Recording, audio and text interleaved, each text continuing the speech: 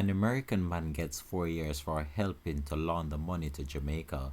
Hi again and welcome. This is Links 007 TV News Report, and we'll be right back with the full details to come. Welcome to Links 007 TV News Report, providing you with the best in local and international news updates.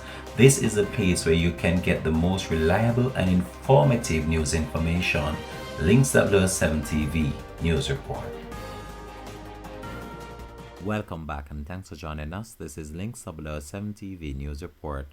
An American man has been sentenced to 4 years in prison after he confessed to sending funds to Jamaica, gains from individuals who conned elderly Americans in a lottery scam scheme.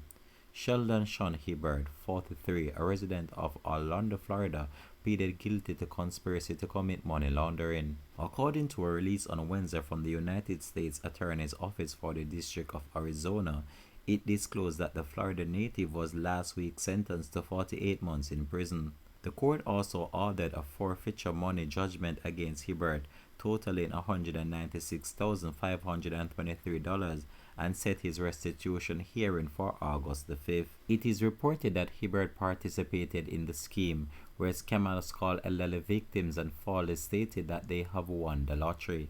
In order to receive their winnings, the victims were instructed to submit money for taxes and fees. Hibbert's role in the scheme was to help launder the fraudulent proceeds to Jamaica on the behalf of the co-conspirators, the U.S. Attorney's Office said. There was no further information provided on the lottery scamming syndicate or Hibbert's date of arrest. Links 007 TV will have more details to come on this in a later newscast. Thanks for watching.